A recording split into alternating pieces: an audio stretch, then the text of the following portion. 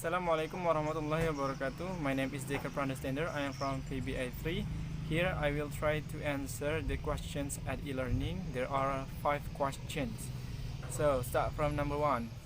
The first question is, please mention and explain briefly the components of communications process.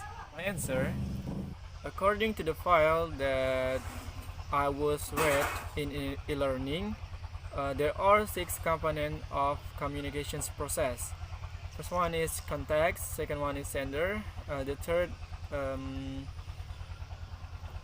third message, and the fourth medium, fifth reception, and the last feedback. I will explain it briefly, one point by point. The first one is context. This context may be physical, social, chronological, and cultural. And then sender. The sender or encoder is a person who sends the message. And then the message. The message is a key idea that the sender wants to communicate. And the fourth, medium. Medium is used to exchange or transmit the message. And then reception. Reception is a person for whom the message is intended, aimed, or targeted. And the last one is feedback. Feedback is the main component of communications process. It permits the sender to analyze the efficiency of the message.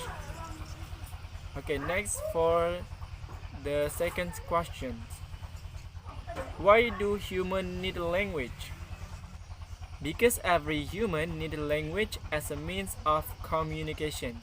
Language plays an important role as a means of communications in human life. Because human language can interact with each other and talk about anything. And the third question. Please give your opinion about the periods. Dutch period, Japanese period, and independence period of English teaching in Indonesia. Which one do you think the best English teaching period? Okay, first I will explain each period first. Dutch period. In this period, English is taught from junior high school to senior high school. In junior high school, English is a compulsory subject given 3 or 4 times a week. And then Japan period.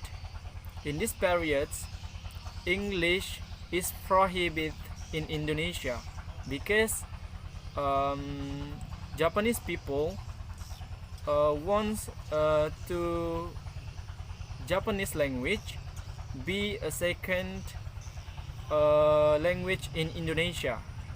So in that era, every foreign language is prohibited except Japanese language. And the last period is independence period. In independence period, in early, that was trouble in Indonesia because the teacher of English was not competent on this language. But after the Dutch left Indonesia, TEFL in Indonesia was grow up be better until now. So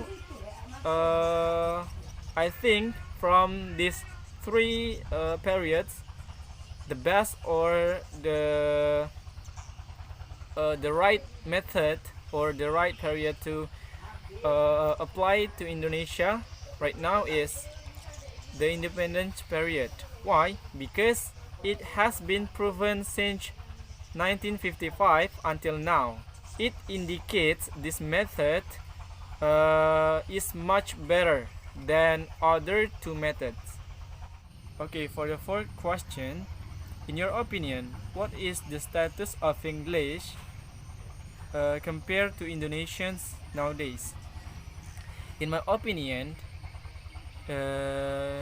English, the status or the positions of English compared to Indonesia nowadays is English as the second language, because Indonesian still be the national language of Indonesia.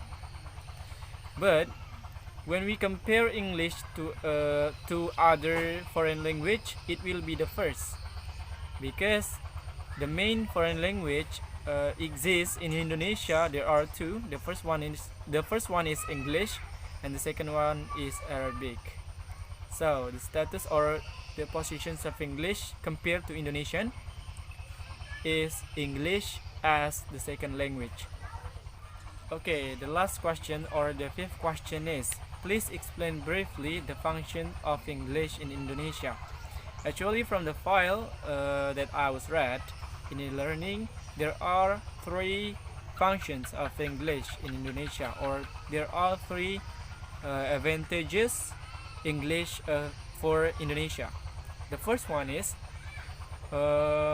economic, business and economic and business.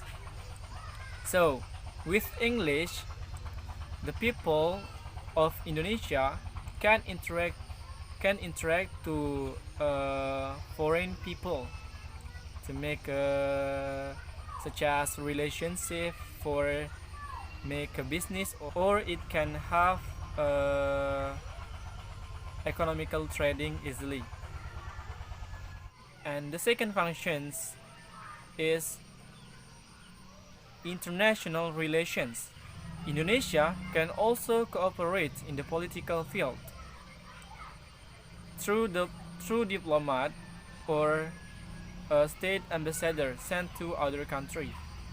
Of course, English will need it to make a good effect on communications to other countries. And the last functions of English for Indonesia, or the third functions, is the media, the world of current informations and popular culture. English can be a medium for visiting various countries or seeking and finding out late informations from around the world. Okay, I think that's all for my opinion or my answer for the fifth questions. I'm so sorry if there are some mistakes in my spoken or my explanations. Thank you very much for your attention. Assalamualaikum warahmatullahi wabarakatuh.